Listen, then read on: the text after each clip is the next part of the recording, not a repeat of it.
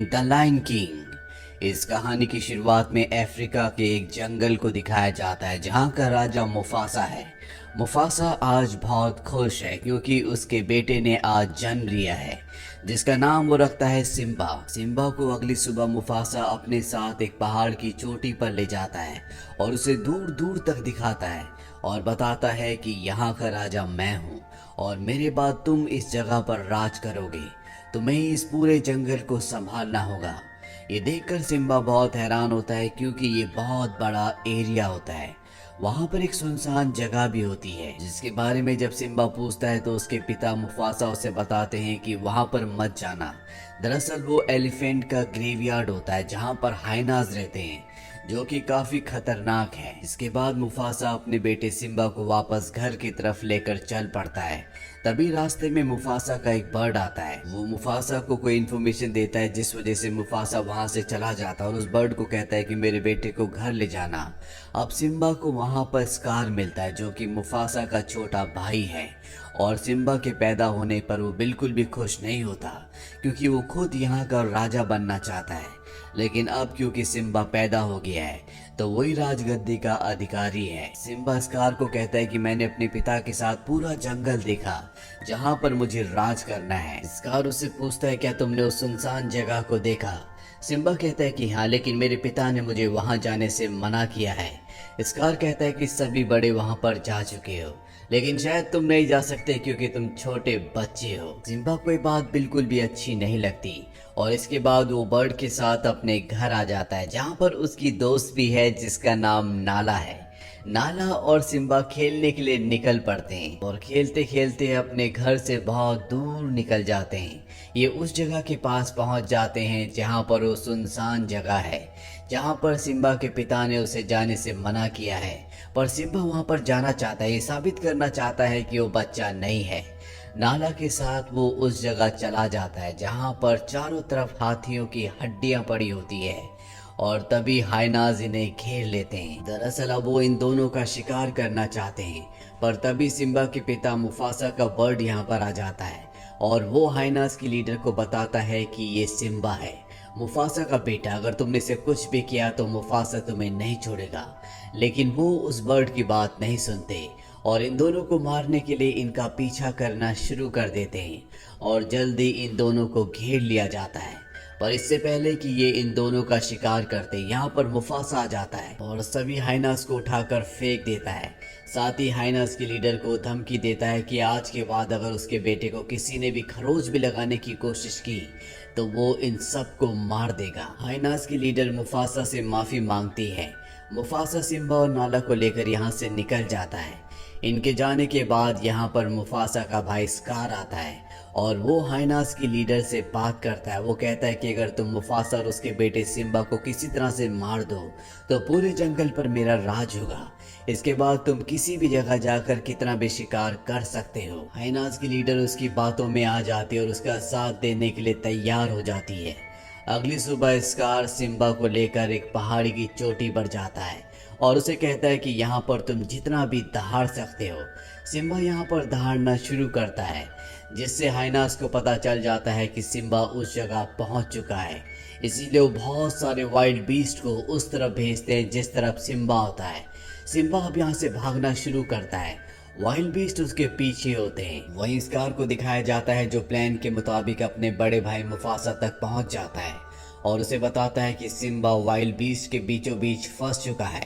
Mufasa अपने बेटे को बचाने के लिए निकल पड़ता है। वहां पहुंचकर वो देखता है कि उसका बेटा सिम्बा वाइल्ड बीस्ट के बीचों बीच फंसा हुआ है। वो एक सूखे पेड़ के ऊपर चढ़ा हुआ है। सिम्बा को बचाने के लिए मुफासा उस पेड़ तक पहुंच जाता है। वो सिम्बा को किनारे छोड़कर खुद भी ऊपर आने की कोशिश करता है। बड़ी मुश्किल से मुफासा ऊपर आता है लेकिन इससे पहले कि वो पूरी तरह से ऊपर चढ़ता, मुफासा का छोटा भाई स्कार उसे धक्का देकर नीचे गिरा देता है। सिम्बा अपने पिता को नीचे गिरते हुए देखता है और जब सभी वाइल्ड बीस्ट उस जगह से चले जाते हैं तो वो अपने पिता के पास आता है जो पूरी तरह से बेहोश होते हैं। वो मदद के लिए चिल्लाता भी है लेकिन यहाँ आसपास कोई भी नहीं होता और थोड़ी देर बाद स्कार आता है और वो सिम्बा को कहता है कि तुमने अपने पिता की जान ले ली, तुम्हारी वजह से तुम्हारे पिता की जान गई, अब तुम अपनी मॉम को क्या जवाब दोगे। सब यही सोचेंगे कि राजा बनने की जल्दी में तुमने अपने पिता को मारा है। सिम्बा ये सब सुनकर डर जाता है। वो स्कार से पूछता है कि मुझे क्या करना चाहिए। वो कहता है कि तुम यहाँ से कहीं दूर चले जाओ। सिम्बा को भी ये सही लगता है और वो इस जगह से निकल जाता है। उसके जाने के बाद सिम्बा के पीछे स्कार हाइनास को भेजता है, लेकिन किसी तरह से सिम्बा उनसे बच जाता है। स्कार को लगता है कि सिम्बा मारा गया, इसीलिए वो जाकर ऐलान करता है कि मुफासा और उसका बेटा सिम्बा मारा गया और अब मैं तुम्हारा राजा हूँ। यानी कि अब स्कार, जो कि हमेशा से राजा बनना चाहता था, वो राजा बन चुका है। वहीं सिम्बा को दिखाया जाता है जो कोसों मील तक चल चुका है। वो एक रेगिस्तान को पार करता है। वो इतना थक जाता है कि वहीं पर सो जाता है और सुबह उसे सोता हुआ देखकर उसके चारों तरफ गिद्ध मंडराना शुरू कर देते। उन्हें लगता है कि ये कोई मरा हुआ जानवर है, पर इससे पहले कि गिद्ध उसे मारते यहाँ पर टिमोन और पुम्बा आ जाते हैं। टिमोन देखता है कि ये एक शेर का बच्चा है, जिसे देखकर वो डर जाता है, पर तभी उसके मन में एक आइडिया आता है। वो सोचता है कि अगर वो इसे अपनी टीम में मिला ले तो इनकी टीम बहुत ज़्यादा स्ट्रांग हो जाएगी। इसीलिए सभी गिद्धों को यहाँ से भगा देते हैं और जब सिम्बा उठता है तो ये उसे बताते हैं कि हमने तुम्हारी जान बचाई। पर सिम्बा को इस बात से कोई फर्क नहीं पड़ता, क्योंकि उसे जीने का कोई भी शौक नहीं रहा। उसके पास ना कोई मकसद है ना कोई वजह है। वो इन्हें अपने बारे में कुछ बताता भी है और अब टिमोन और पुम्बा उसे लेकर अपने जंगल में चले जाते हैं, जो कि बहुत ही खूबसूरत होता है। पर सभी जानवर यहाँ पर सिम्बा को देखकर डर जाते हैं और वो इन्हें कहते हैं कि तुम एक शेर को हमारे जंगल में क्यों लाए, ये बड़ा होकर हमें खा जाएगा। पर टिमोन और पुम्बा कहते हैं कि ऐसा कुछ भी नहीं होगा। धीरे धीरे वक्त बीतता है और अब सिम्बा बड़ा हो चुका है। वहीं सिम्बा के असली घर को दिखाया जाता है, जहाँ पर स्कार अब राज करता है। चारों तरफ यहाँ पर हाइनास खुलेआम शिकार करते हैं। उन्हें रोकने टोकने वाला कोई भी नहीं है। नाला भी अब बड़ी हो चुकी है। वो सिम्बा की मॉम से कहती है कि हमें यहाँ से चले जाना चाहिए, पर सिम्बा की मॉम कहती है कि नहीं, ये हमारा घर है, हम इस जगह को छोड़कर नहीं जा सकते। और अब स्कार सिम्बा की मॉम को अपने पास बुलाता है और कहता है कि आज से कई साल पहले तुमने मुझे ठुकरा कर मेरे बड़े भाई मुफासा को एक्सेप्ट किया था, पर अब वक्त आ चुका है कि जब तुम मुझे एक्सेप्ट कर लो, मैं तुम्हारे साथ अपना परिवार बनाऊं। पर सिम्बा की मॉम साफ साफ मना कर देती है। नाला भी ये बात सुन रही होती है और वो तय करती है कि रात को वो इस जगह से निकल जाएगी। और जब रात को सब सो रहे होते हैं तो नाला यहाँ से मदद लाने के लिए निकल पड़ती है और जल्दी वो उस जंगल में पहुंच जाती है जहाँ पर सिम्बा है। सिम्बा यहाँ पर टिमोन और पुम्बा के साथ बहुत मस्ती करता है। हालांकि सभी जानवर उससे डरते हैं, लेकिन सिम्बा किसी को कोई नुकसान नहीं पहुंचाता। अब जबकि नाला भी इस जंगल में पहुंच चुकी है तो वो टिमोन, पुम्बा और बाकी जानवरों पर अटैक कर देती है, पर इससे पहले कि वो किसी को मारती, यहाँ पर सिम्बा आ जाता है। सिम्बा और उसके बीच में लड़ाई होती है, पर जल्दी इन्हें समझ में आ जाता है कि ये पहले भी कभी मिल चुके हैं और जब ये एक दूसरे को सूंघते हैं तो नाला को समझ में आ जाता है कि ये सिम्बा है। सिम्बा भी नाला को पहचान जाता है। नाला सिम्बा से कहती है कि अगर तुम जिंदा थे तो इतने सालों तक वापस क्यों नहीं आए। सिम्बा कहता है कि वहाँ पर मेरी ज़रूरत किसी को नहीं है, वैसे भी ये जंगल बहुत खूबसूरत है। नाला भी सिम्बा के साथ इस जंगल में कई दिनों तक रहती है और अब सिम्बा और नाला, जो बचपन में दोस्त थे, एक दूसरे को पसंद करना शुरू कर देते हैं। वहीं सिम्बा का एक बाल पानी में नदी में बह जाता है और ये बाल उस जगह पहुंचता है जहां पर सिम्बा का घर था। वहां पर एक मंकी होता है जो बचपन से ही सिम्बा से बहुत ज़्यादा प्यार किया करता था। उसने कभी पेड़ पर सिम्बा का एक चित्र भी बनाया था। सिम्बा का बाल जब उसे मिलता है तो वो समझ जाता है कि सिम्बा आज भी जिंदा है। वहीं नाला सिम्बा को सब कुछ बताती है कि किस तरह से स्कार ने पूरे जंगल में आतंक मचा रखा है। वहाँ पर जितने भी हाइनास है वो खुलेआम शिकार करते हैं। साथ ही वो उसे ये भी कहती है कि तुम्हारी मॉम को तुम्हारी ज़रूरत है, तुम्हें मेरे साथ चलना चाहिए। पर सिम्बा साफ साफ मना कर देता है, वो इस जगह को छोड़कर नहीं जाना चाहता। ये सुनकर नाला नाराज होकर यहाँ से चली जाती है। सिम्बा रात को जब अकेला घूम रहा होता है तभी उसके पास वही मंकी आता है जिसे उसका बाल मिला था और वो सिम्बा से कहता है कि मैंने तुम्हें बचपन में अपनी गोद में खिलाया था, तुम एक राजा हो, तुम्हें वापस चलना चाहिए। सिम्बा कहता है कि नहीं, मैं वापस नहीं जाना चाहता। वो कहता है कि तुम्हारे पिता अब भी जिंदा है। और इसके बाद वो सिम्बा को एक नदी के किनारे ले जाता है और कहता है कि पानी में देखो, तुम्हें तुम्हारे पिता दिखेंगे। और जब वो पानी में देखता है तो सच में उसे अपने पिता का रिफ्लेक्शन दिखता है और तभी आसमान में बिजलियां चमकना शुरू हो जाती है। सिम्बा को अपने पिता की आवाज़ आती है। उसके पिता कहते हैं कि जब तक मैं जिंदा था मेरे लिए सबसे फख्र की यही बात थी कि तुम मेरे बेटे हो, तुम एक राजा हो, तुम्हें वापस जाना चाहिए और सब कुछ ठीक करना चाहिए। सिम्बा अपने पिता की बात से बहुत ज़्यादा मोटिवेट हो जाता है और वो तय करता है कि वो वापस अपने घर जाएगा। वो यहाँ से बिजली की रफ्तार से घर की तरफ भागना शुरू कर देता है। रास्ते में उसे नाला भी मिल जाती है और इसके बाद ही दोनों के दोनों अपने घर, अपने जंगल पहुँच जाते हैं।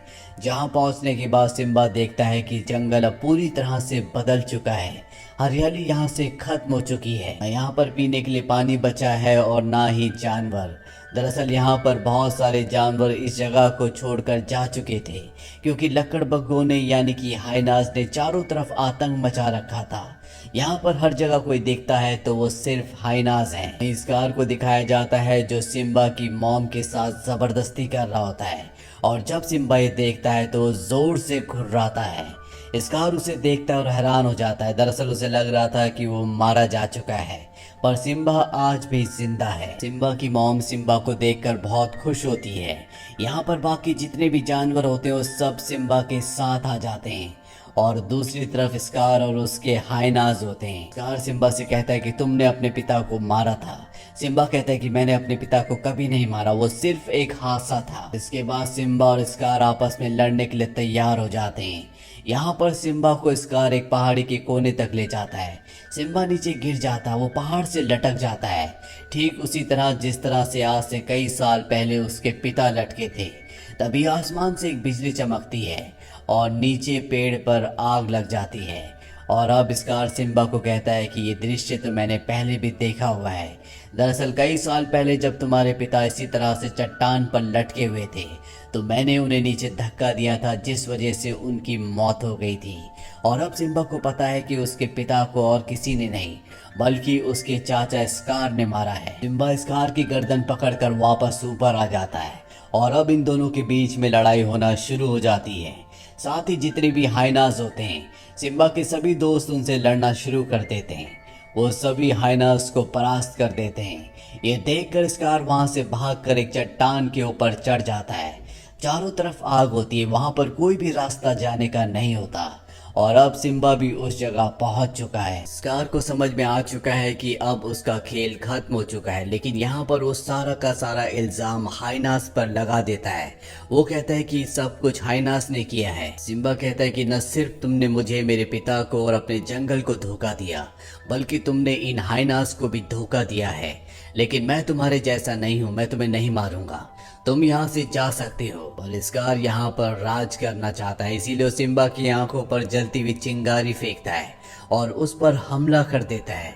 लेकिन सिम्बा यहाँ पर जल्दी संभल कर उस पर अटैक कर देता है। सिम्बा जवान और ताकतवर है, इसीलिए स्कार उसके सामने टिक नहीं सकता। वो पहाड़ की चट्टान से नीचे गिरने लगता है, लेकिन सिम्बा उसे नीचे नहीं गिराता और इस जगह से चला जाता है।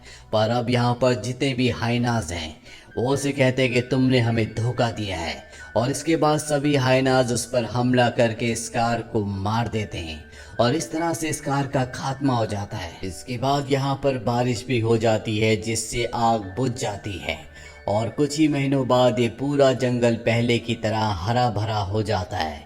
यहाँ पर सभी तरह के जानवर वापस आ चुके हैं और सिम्बा अब यहाँ का राजा बन चुका है। उसने नाला से शादी कर ली है जो कि अब उसकी क्वीन है। बहुत जल्द इनका एक बेटा भी हो जाता है जिसे मंकी उसी तरह से सबको दिखाता है जैसे आज से कई सालों पहले उसने सिम्बा को सबको दिखाया था।